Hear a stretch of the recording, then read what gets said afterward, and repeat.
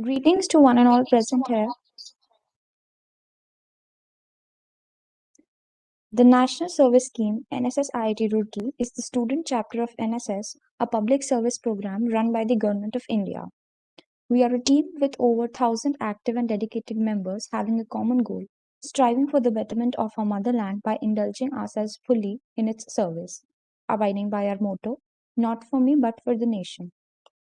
We have previously worked on various initiatives ranging from digital education, women empowerment, mental health awareness, road safety, antimicrobial resistance awareness, cleanliness drives, and many others.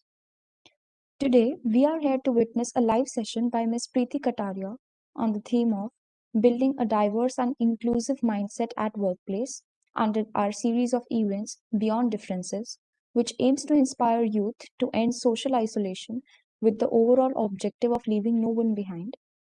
We envision an eyesight that sees into the differences, embraces them, and marches towards building inclusive spaces for all. Now, I'd like to welcome our speaker for today, Ms. Preeti Kataria. Ms. Preeti is the Vice President and HR Head at ICOR Wipro Limited. She is a recipient of the SDE Save the Environment Prerna Samman Award and currently anchors the ICOR Global Business Line. She has been the chairperson for the Prevention of Sexual Harassment POSH Committee and is a certified executive coach through Marshall Goldsmith's Stakeholder Centered Coaching Certification process. She has 23 years of experience in the IT industry and experience in designing, articulating, and deploying global talent strategies. She has been an active participant in forums enabling interventions across women in leadership and a passionate torchbearer for inclusion and diversity across gender, persons with disabilities, and LGBTQ. We believe her presence will have a profound impact on the participants today and attendees and will surely inspire them. Over to you, ma'am. Hey, thanks, Kavya. Just a quick check. Is the audio fine? Yes, ma'am, it's fine. Okay, sure. Thanks. Thanks for that intro. And, good. I'm assuming everybody is in India, so it's more a good afternoon to all the students across on the screen as well as those on the YouTube. So it's a pleasure to be back in campus, So I usually look forward to an opportunity, not for anything else, but I think it's also to get perspectives of what's really happening out there. And some of us have been away from campus for quite some time. So it's a good refresher to really get a pulse of our youth and what's really happening there and what we all together could make a difference. So I have with me my colleague Vedi out there, and she's part of our leadership team in terms of inclusion and diversity for ICON unit as well as working with a lot of Wipro. So between the two of us, what we intend doing for the next maybe 30 or 25 odd minutes is give you a perspective of how Wipro has been on this journey and how it works for us. And then maybe towards the end, I'm assuming, Kavya, we have some 10 minutes or something for the Q&A, right? Is that time fine with all of you? Yes, ma'am. After your session, we'll have a 10 minutes Q&A session. They can drop the question in the chat box. Okay, great. So, maybe I'll request Vaini to, put the deck up. I think the deck is more just to give you a perspective while we speak through and, share our journey, our philosophy, and of how we look at inclusion and diversity. And I think the first thing, I would take the liberty of calling out here is for us, it's beyond numbers. For us as an organization, it's the overall philosophy of having a mindset, which is an inclusive mindset at workplace. And this, of course, pans out into various pillars, various gamuts and various tracks of inclusion and diversity. But for us, I think it doesn't really start and end with yes, that this is our number for diversity, this is what we get measured. It is important, as an organization. I'm not saying that, but I think for us, it is more about can we bring ourselves to work, the way we are. And that's the vision, we run with, in the organization of how do you really call this out, as an organization which believes as a good thing to do or as a business, way of doing business, or it is more a matrix, to share with external stakeholders or internal stakeholders. I think for us, it's a way of life, to very simply put it. It's beyond dashboards. It's beyond numbers of how many women you have or how many persons with disability you have. Yes, we track it and we'll share that with you. But for us, I think it's the way we anchor ourselves and the way we conduct ourselves with the larger society, the larger community, our customer base, our stakeholders, our partners in this journey of existing and creating a sustainable organization. And in an organization which is a knowledge organization, and it's a talent which makes all the difference, I think you need people with different philosophy, different mindsets, and they should be able to bring themselves to work the way they are. It's not about qualifying myself as a woman or a person with disability, or getting called out by the color of the skin or by my ethnicity, etc. And just to give that flavor, and that is what we take pride in, that as we have evolved through the years, today we can proudly say that yes, in our journey of evolution, in our journey of growth, in our journey of becoming one of the global IT organization, you are running an organization of 200,000 plus employees, which has talent, across nationalities, has talent, which is differently abled or persons with disability. Women, we take pride in terms of having almost 36%, our talent, which is women workforce. And last but not the least, acknowledging persons having, different orientation in terms of having self-declared themselves as, LGBTQ plus. And this is, something which is more a reflection that you're not really isolated in one pillar of diversity. And as Vinny will change the slide, you will figure out that for us, the philosophy is just beyond gender or just beyond disability. I think it includes various gamuts, whichever could be differentiating you and me today, or even in a classroom, or even in a factory setting, or even in a project setting. So there are people who could have different race, different thought process, different nationality. I could be coming from a different generation. And that's again the reality today. Today I'm speaking to all of you, probably who are about to start your careers, a couple of months down the line. And here we are with 20 plus years of experience. Some of us could be little less, little more. And you have people inside the organization today who are actually going to be handling people who are coming in fresh from campus, fresh from institutes, and leaders who could be 2, 3 levels up, could actually be at the age of maybe 50 plus or a late 40s or a late 30s. And they are actually having different thought processes, different lenses. And that is what also brings in the generational, diversity. There are communities who associate, who take pride with certain causes, to what extent you identify with those causes. Uh, you work with vendors, you work with suppliers, they come with different thought process, different way of doing things, or the way they have perceived talent or the talent practices. So, end of the day, I think it is very difficult to say that, okay, these are the 9 pillars or these are the 6 pillars. I think for us, like I said right in the beginning, each individual today, including all of us, in this session, would be having certain different, ways of looking at stuff, which would be a point of view, could be because of my social upbringing, could be because of my own race, my ethnicity. And that is where you really don't compartmentalize people or talent, or for that matter, your colleagues or your customers, in terms of, okay, she is from so and so part of the country, and hence she thinks like this, or this person is, this color, this race, and hence you have an unconscious bias while you process something which I'm sharing with you or discussing with you or even projecting to you as part of a project or even part of a working group. So I think that is where you acknowledge that differences are there. I think that's a starting point as an organization. And when you acknowledge that is where somewhere you become conscious, if not anything else, as a starting point of certain unconscious biases. And it is there. All of us have it at different levels in our life, different stages of our life. And we cannot say that we do not have any unconscious biases. And it is not your fault or my fault to have that. It's very, very natural because we've been brought up in a setup, we've been exposed to certain people, we've been exposed to certain education, we've seen our parents, our own, our own family, extended family conduct themselves in certain ways. And certain things slowly, slowly get embedded.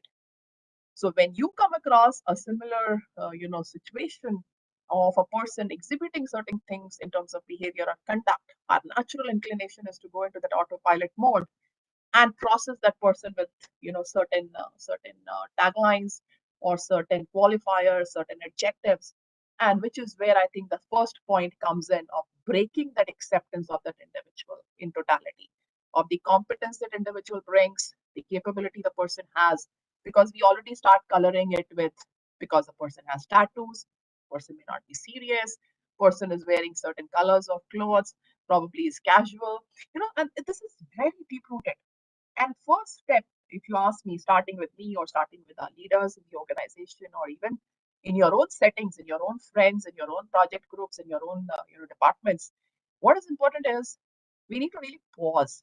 That am I somewhere reaching a conclusion because I have certain old preconceived notions or certain biases, and that is one reason, given our sheer size and spread, we have a module running by design wherein we do urge employees to go through that process of pausing and reflecting and really figuring it out that, yeah, maybe, I just over processed it, or I just, looked at it from a very different lens. And I need to park that aside while dealing with you as an individual, because you bring something to the table and it's nothing to do with your color of the skin, the country you come from, or the upbringing you've had, or, whether you come from, a single parent, or you come from a family which is having foster parents. How does it matter? But I think there is a natural thing, and that's a starting point today, from a mindset perspective, because it's very easy to say, listen, I run a 50% diversity. But, does my organization, does my classroom, or does my department, does my institution have that process of really embracing people the way they are without any unconscious bias? And for us, I think that is a starting point, because unless you crack that, you can keep driving matrices, you can keep driving agenda, but deep within, you will, if you're not able to correct people to get them to just pause and reflect, probably we will not be able to achieve what we have achieved. And I don't think we have cracked it, to be honest. None of us across can say and claim that we have zero, unconscious biases. We have it, we got to acknowledge it, and then be conscious about it. And I think that's point one from my side. If I had to say something as a real call out or a real learning for us in this journey, is it starts there in terms of getting conscious about your unconscious biases. Yeah, Veni, we can just move to the next slide. So, like I was saying, moving from the unconscious biases to then branching out, the various pillars on which we work, like we said, in terms of gender, in terms of persons with disability, in terms of ethnicity, nationality. Now, coming to the most important one, of course, is gender, in terms of gender diversity for us, whether it is across levels, it is across leadership, and what stands out, and I'm sure, we have it running in some form, maybe also in your institution when you have faculties, you have students coming in, as women students or women faculty or women people in that organization or the larger institution, is that there is a need which is aligned to the life stages. And it is very important for the organization, and it's something we learned on the way. It was not something like this from the beginning, that you have different needs, as women go through the life stages. So it could be extremely, passion for learning, exposure, technology, etc. when you really start off the journey. Vis-a-vis, you have this whole three M's coming in terms of marriage, mobility and maternity, wherein the needs change a little. The priorities need to be balanced. And is my organization willing to walk that phase with me, enabling the flexibility I need? I think is extremely important. And that's something we learned on the way, so that people don't get off the ship. Are you with them in that phase of life, which they are making choices?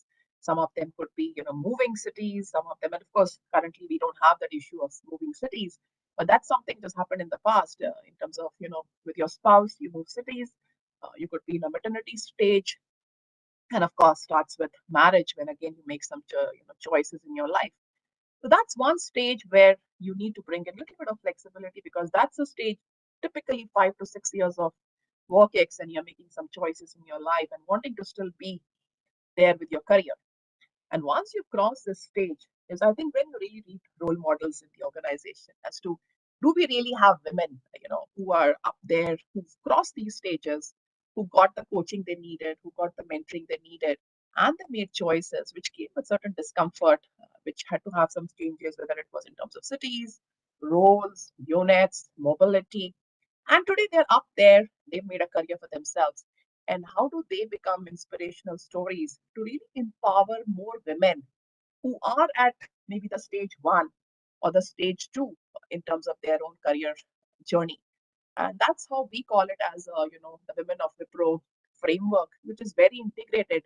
And our attempt has been, to stitch it, with the life stages of women in terms of learning, in terms of flexibility, and last but not the least, in terms of empowering them to look up to role models, to make certain choices of where you want to really grow, what skills you need to pick up. Do you need certain sponsorships? Do you need certain mentoring and coaching? And you start navigating into those leadership roles. So that's how this whole framework really works, and it's a big pillar for us because we believe that when you have women joining us from campus, it's close to 50%, of our talent is men and women. But as we go up, this number starts dropping. And I think our effort and attempt right now continues to see how do we ensure a lesser and lesser dropout, which typically is linked to certain life stages, and how women who cross certain stages could actually empower the more women who are waiting out there, to make it equally big in the organization. Yeah, Vinny.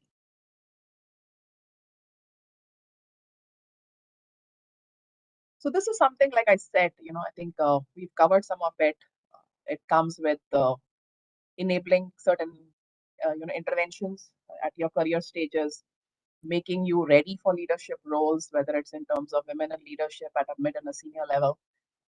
Entry level is where I think people need to make certain choices, and how do you get people to get a lot more, confident, a lot more informed, a lot more aware of making certain navigation choices inside the organization. And more important, like I said, the stage of maternity, wherein you need help, you need support, you need guidance, and it's beyond just the child care. I think what is really important is this is a natural phase, for women. And how does the organization walk that phase with you, of you not feeling, handicapped or losing out in that whole process of making that personal choice? And how do you really get back to work? How do you bounce back? And we have certain initiatives in the next few slides. We also call it refresh, in terms of returning moms, wherein people are equipped to pick up and build up on their technical skills, get allocated, to projects. And you see this on the slide called refresh, and wherein some of us could be away.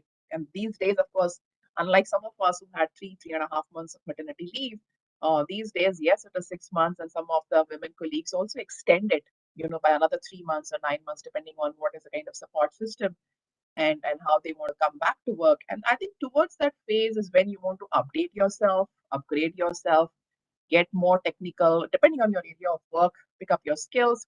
And that is where the whole element around refresh of enabling returning moms. And if I look at my own unit today, I think the target we all want to work along with business is, here is a pool of talent which is coming back. How do you enable them to the best of the capacity for allocation to projects?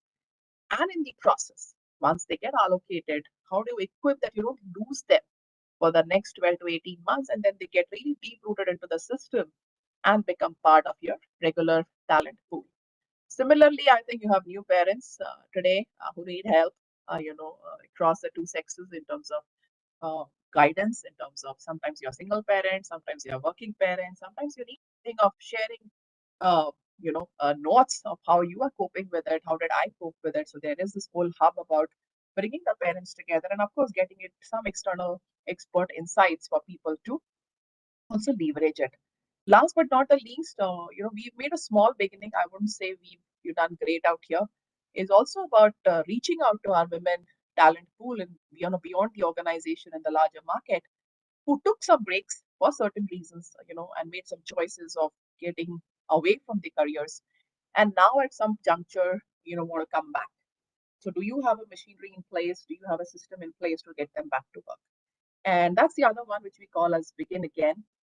Probably we've had small spurts of action there, and it's, I think, more influenced by the pandemic, where people took certain more calls, and we've not really seen big momentum there. But I think it's a very conscious pillar for us to really reach out there, of the talent who've been upgrading themselves, been away from work, but want to make a fresh plunge or a fresh start. I'm also conscious of the time so that we move a little faster and we also respect time for the questions. So quickly on the persons with disability, this is again a big pillar. So I'll just touch on the create framework to give you the synopsis, and happy to take more questions on this topic.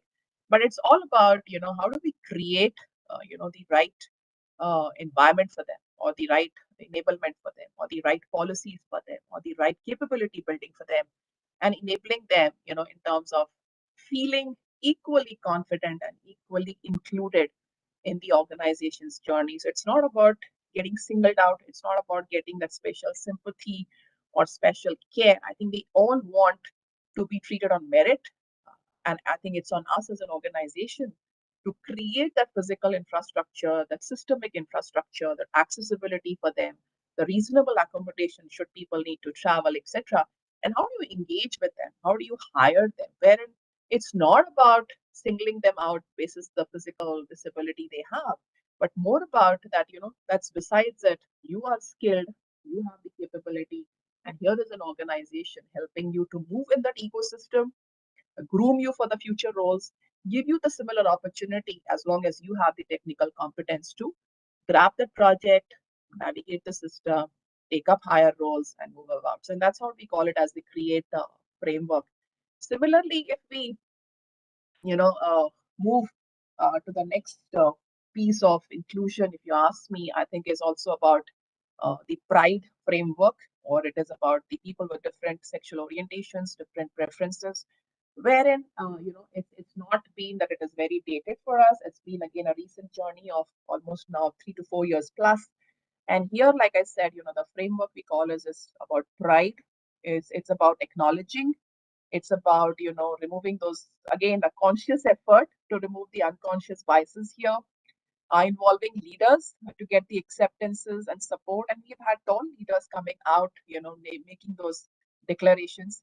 And I think a lot more sensitization and awareness. This is one pillar where, if you ask me, we need a lot more communication, a lot more dialogue, a lot more sessions where people become, engaging allies, and you build that strong framework where people feel more comfortable to really open up and come out there and feel it to be, not singled out because I came out and I declared myself. So here I think it is more about that promotion of a culture in the organization which is equitable. It's a place wherein you don't have to feel hesitant or feel not qualified just because you have a different orientation in terms of your preferences. So this is about the pride piece in terms of, so like we spoke about gender, we spoke about persons with disability, and this is a third pillar in terms about, the pride framework. And, and just to change gears, if we move ahead, I mean, this is something which I would say, maybe a minute, yeah, let me just go back. I think your slides have moved too fast. Yeah. No, I think we're probably just wanting to give you that whole view that as an organization. I think it's two things here, and which is where I think this is a juncture where I would also request Vaini to jump in. Is one is declaring to the world that we believe in these pillars. Second is creating frameworks in terms of policies and sessions, and celebrating certain called out dates, which basically reiterates the philosophy of the organization, the belief, the conviction of really acting on what you're preaching to the whole wide world. And it is, I think, it's gone beyond the stage of a good thing to happen. It's more about, it is a need in terms of innovation. It's a need in terms of inclusion. It's a need wherein customers have acknowledged it. There is enough and more research and studies which show that diverse teams have done much better in terms of results, in terms of collaboration, in terms of winning.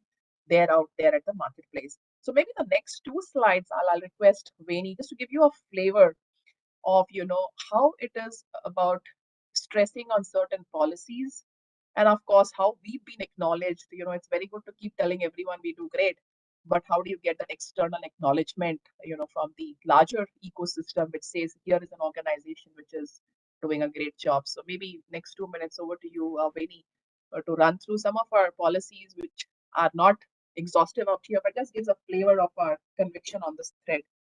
Yeah. Oh, thank you, Preeti.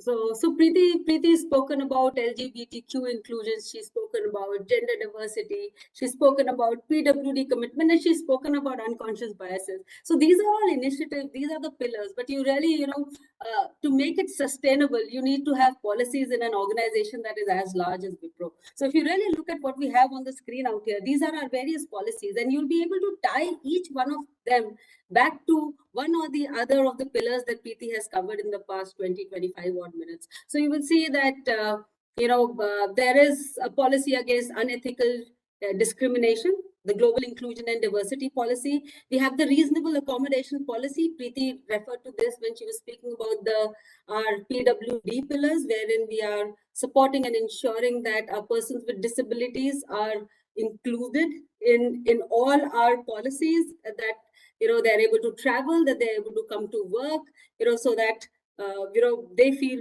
as equal, or they feel equal to the others that we have in the organization. The LGBTQs, Preeti spoke about it. So we have policies against LGBTQ discrimination, gender as well as sexual orientation, equal opportunity.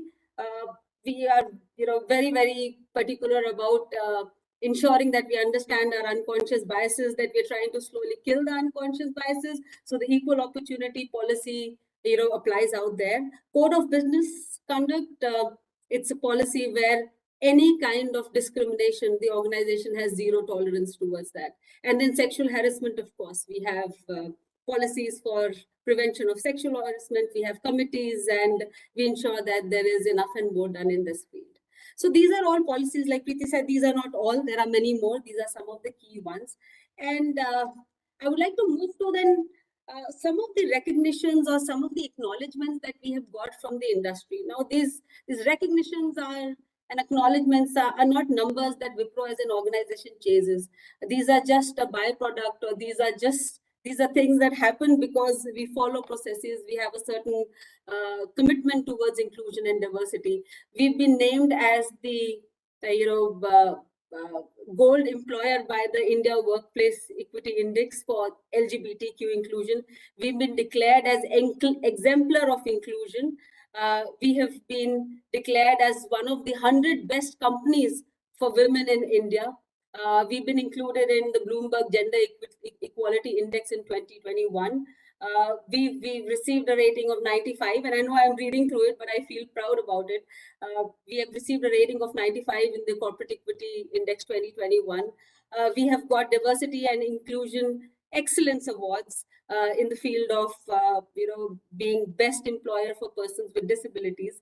We have been, and the list goes on. This is probably just for 2021, and we've got similar lists for 2020, 2019, and so on. So as an organization, this is not something that we chase, but this is something that we feel proud about, that we are doing things, we have a commitment towards inclusion and diversity, we have put practices in place, we are learning, we are evolving, and we are being recognized for some of these things that we are doing.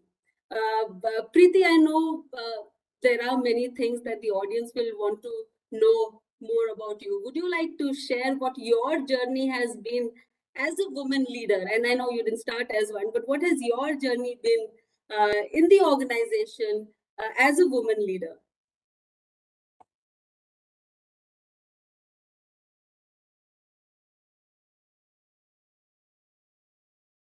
There's some challenge with the unmute. Sorry.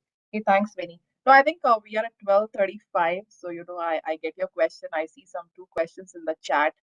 So not wanting to delve much into me and my story, but the idea was that some of us who take pride, whether it is Vinny, myself, and some of the other colleagues in the larger organization, I think the reason you've stuck around, and some of us maybe with our first job. It was my first job from campus. I graduated from Tata Institute of Social Sciences. I think what makes it possible is, like I said, some of it has evolved, some of it was not so formally in place when we started our journey in the organization. And you've made choices. And today, I think, not uh, singling out the men in this forum, but with due respect to both men and women, I think today you all make choices. And at certain junctures in your career, if you have an organization which respects your choices, which stands by you, gives you that empowerment to take certain calls, balance it out, I think, the journey goes on. And you should have that confidence also, if you ask me, of calling out certain things, so of what works with you, what works with Veni, what works with Kavya, what works with the others, may not work. So it's not about I did five things, all of us go and replicate five things, because your story can be very different. Your context could be very different. Your situations could be very different. And in such a scenario, I think what is very important is, to pause and say, listen, this is what makes sense in my situation, my context, and I will take certain calls. And those are my reflection points. Like, we've just drifted into my story for a couple of minutes, but that's how I sum it. That we make choices. And so you got to own it up. You can't pass on the buck to somebody else. That if this had happened, I would have got this, and if this did not happen, I think you made a choice at every crossroad. uh, and I'm not saying mobility, marriage, and maternity is not impacting the men out there. Yes, you are equal partner. We all come have together, share the load. But I think there are situations where women at certain stages in their careers have made choices because of either of these three factors. And today I see a lot more happening in the work from home environment, in the new normal, where I think for whatever reasons, and let's acknowledge it, the social fabric of India as a culture, the primary caregiver status goes on to the women.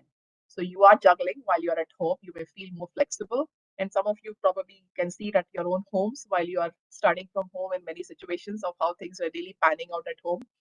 And we have had situations where today I have women in some of my discussions who physically want to be back in the office because of this whole thing of breaking some of those boundary of work and home, because I think it's blurred a lot today. So those are again realities for organizations to think about, make some changes there. And for me, I think it is very important at certain junctures in your life, you have your own value system. You live by that value system. You just can't get it diluted just because you get a little inhibited by what others are saying. It's, I think, your value system. It's held you strong. It's your foundation of living by and how you conduct yourself. And as a professional, I'm sure whether we are an HR professional, marketing professional, any profession you choose, each professional has its own conscious guidance or a compass. So for me, being in HR, I think the ways I have lived by is trying to be firm and fair and fast with the employees, because they are experiencing the organization value system through you. You could be in finance and you can have your own checks. You could be in marketing, you can have your own checks. And last but not the least, it's irrespective of the gender, I think life is short. you know some of us are beyond half of our lives. Some of you are going to start your life in terms of your careers. So don't get too stuck, don't stress, and don't overstress yourself. I think life overall is good. We need to count our blessings. And more important, I think, in the current pandemic, if nothing else, we have realized is you do not need too many things in life. You need to be healthy foremost, need to have your folks around yourself. And yes, we all have a work to do, which we should enjoy. And that is where you should not see a dissonance between what you enjoy doing and what you end up doing. And that causes a lot of chaos and friction if you're forcefully doing something which you're not enjoying. And that is when you should again pause and think that, am I at the right place? Because all of you will make choices in your careers.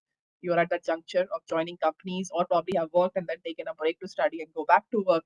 So ask that, to what extent this is in line with my value system, my plan for my career, and to what extent the salary which comes my way can outdo if there is a value dissonance and there is a peace of mind which is at stake. And with that, maybe I'll stop here. I can see some questions, and back to you, Kavya, of how you want to take it from here. So I hope we've met your time expectations, sticking to 12:40 and starting at 12:05. Thank you so much, ma'am. It is very nice to hear you all this while. Yes, I also see some of the questions in the chat box and I can just read them out for you. For example, the first question is by Baljit, which says that the stages of a woman's career had been beautifully depicted and how organizations have put forth their support for the individual growth of the individual as well. There is an assumption that women tend to lose out on professional skills during these flexibility phases and gaps in their career, which makes the second careers for them much difficult. How can that be changed, or what is your belief with respect to this? See, I think what you're saying here, Baljeet, I will not say it's completely true, but I think that's more a thing of the past, because I think that burden we added to ourselves as women somewhere, that listen, if I'm taking a break, maybe I'm not considered serious enough or committed enough. I don't think that's the lens today organizations are using when you are approaching organizations back to work. In fact, I think there is a lot of respect, there is a lot of admiration if people are restarting in terms of upgrading themselves, restarting in terms of applying themselves full on, in terms of getting a full plunge into the career or balancing it out as personal choices. I think we first need to be clear as women who've taken breaks that whether I carry that guilt or I carry that, some kind of a justification to myself. As long as that is sorted and you've made a choice, you are equally updated and upgraded yourself in terms of what is needed for that piece of work. I don't think there is a organization, biases.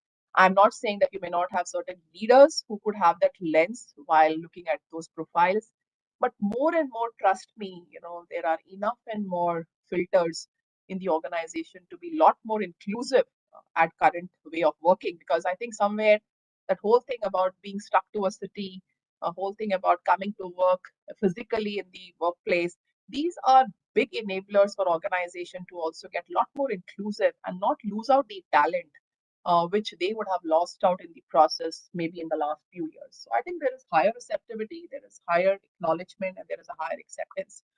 We just need to be sure of where we are taking a plunge.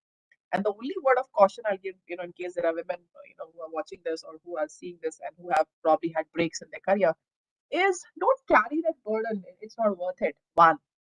Second, I think it's also about your own lens for yourself. And if you made that break, it's fine. And then your yardstick should not be comparing yourself with someone who's not taken a break. And then time your promotions, time your mental milestones with that person as a benchmark, because that doesn't help. And then you keep punishing yourself that, listen, if I had not taken a maternity break, I would be like her, I would have reached here. Now that's being really harsh to yourself. You shouldn't do that because that's your choice. You made it. Now you made a comeback. How does it matter if your batchmate who didn't take a break is 2 levels ahead of you? You got to accept and move on. If that bothers you, that's your personal battle. I don't think any of us here will have answers to it. But that's a wrong trap to get into. Is my only submission. Thank you, ma'am. I think that answered the question. Coming to the next one. Your presentation made it very clear that a great amount of effort is required by the organizations and businesses themselves to build inclusive workplaces as being practiced by Wipro. What do you think? Is diversity really an asset or a challenge for an organization or society as a whole? I won't give sermons here because I don't think I'm like out there as one guru sitting and giving gyan. In my personal learnings, if you ask me, my personal view and seeing it in the organization play out, which has grown leaps and bounds in the last so many years, I think it's an asset which you have to build over time. It's not something which comes naturally to organizations, naturally to many of us. But I think when I look at my own daughter, I look at her friends, or I look at some of the others who are joining the workforce, it's a lot more natural out there in terms of their ability to be inclusive, their ability to take people along vis-a-vis some of us who could still be carrying some biases. So, end result, it's an asset. You got to build it over time. It does help in terms of the whole way the team operates, which is a lot more diverse vis-a-vis a bunch of people, who are all same and who look the same or probably think the same. And there is nobody else who's really questioning, if there is a different lens to look at things. So when you have different people with different experiences, different culture, different backgrounds, I think the whole processing, what happens in that group, is a lot more rich, is a lot more challenging the status quo, and it helps in the organization evolution. Otherwise, we probably could be left behind in time. Thank you, ma'am. There's one more question. What would you say is the most difficult part of implementing DEI, diversity, equity, and inclusion? Like about the frameworks you talked about. So, what is the most difficult part of implementing them? See, it's again, I'll speak from my experience, and maybe it's a point of view from an organization perspective, as some of us have seen it. It starts at the top, one, and it is not about numbers. It's like I said, it's about a mindset. As an organization, one, do you really believe in it? That does it make sense?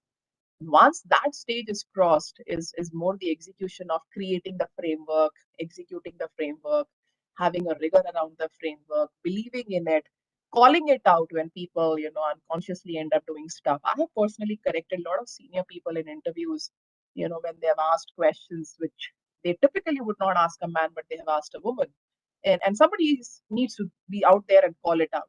So I think the execution is a lot more easier because organizations have the muscle power, but I think it's more about being clear that do we want to walk this path? Does it make sense? Does it make business sense? And hence it starts with the leadership. So it's not an easy one, but I don't think today you have an option. You have to walk this path.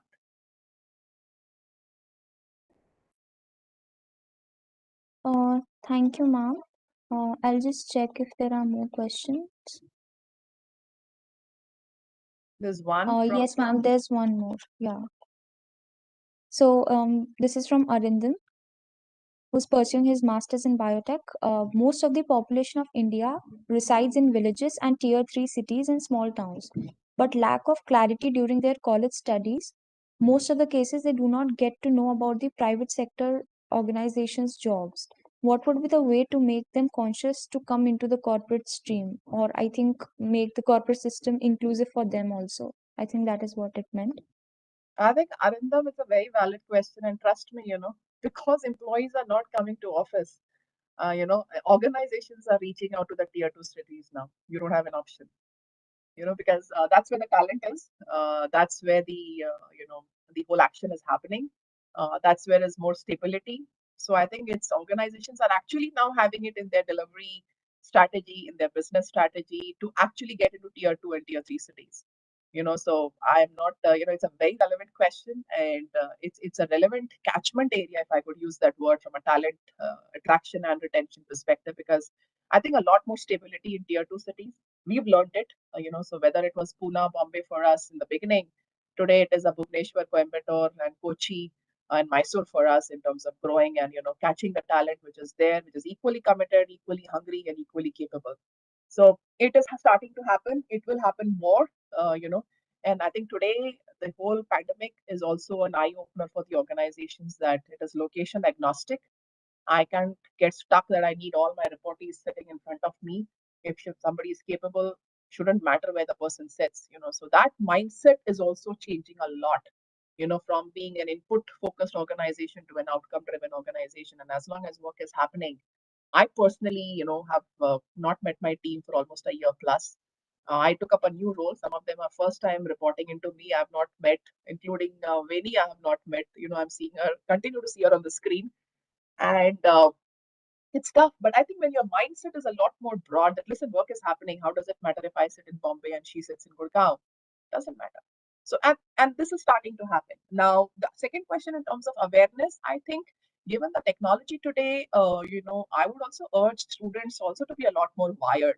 In terms of going onto the websites of the organization, reading about the organization, tracking certain organizations. And today you have those systemic Google alerts to get into your smartphones to really give you some things about insights about the organization where you want to be wired depending on your area of work, and get on to that ship, get on to that journey by equally an effort from your side of raising your hand and taking a plunge and being open for some bit of discomfort, some bit of ambiguity, some bit of uncertainty, and then start blossoming, because it is going to be two-way. Trust me, as much as you raise your hand, organizations are reaching out into some of these cities. which have talent and waiting to be tapped out there. Thank you so much, ma'am. I think we are done for the questions for today. We thank you for sparing time out of your busy schedule to grace the event with your esteemed presence. It was very overwhelming to hear you all this while and all the practices of Wipro, your personal experiences and journey, and everything else. I'd now like to invite our General Secretary, NSS IIT Roorkee, Mr. Ujjwal Kumar, to present the vote of thanks. Over to you, sir. Yeah, very good afternoon to one and all. It was a matter of pride for us today, NSS IIT Roorkee, to welcome Ms. Preeti Kataria and Veni Mathew. Indeed, it was an overwhelming issue to be talked about, and it was very insightful to see what Wipro has been doing in the case and how it has been widely recognized for it as well. Ms. Preeti's journey herself was very inspiring. The learnings today shall be beneficial for us to in building inclusive mindset in institutions like ours as well. Your words truly allow the attendee to see the topic in a different light and put things in perspective. It gives us a deeper insight and makes us appreciate the intricacy of the subject. As we conclude the sessions, everyone present at the occasion is not only the awe of your knowledge but also great impression at your presenting style. Participation was observed a good number on YouTube as well on our WebEx itself. The session was also revisited by others for later use. We hope the experience at your was too good. We look forward for such more collaborations with you in the future. Success for our motto. Or also, if we have a offline or in-person session, this will be good for us. Thank you, ma'am. Thank you once again. Hey, thanks, Ujjwal. Thanks, Kavya, and thanks to the audience. And of course, Veni and me, I mean, it's a pleasure for us to be here. And in case there are insights which the institution is doing something different, because the industry is very different, we would be happy to exchange notes and learn from that, because I think it's this bunch which is the future, which is going to join organizations. If you have disruptive thoughts, you've come across studies in other organization, happy to sync up offline and learn from that experiences also. So pleasure for Veni and me to be here, and thank you, Veni, also. Thank you, ma'am. Thank you, ma'am. Ujjwal. Thank you so much. Kavya. Thank you so much. You all have a great day. Same to you, ma'am. Have a nice day. I also thank everyone from the audience for their participation and attention. And I hope it turns out to be fruitful for all. Thank you. I wish you guys a very happy new year and stay safe. Thank you. Same to you, ma'am. Same to you. Thank you. Bye. Bye. Bye-bye.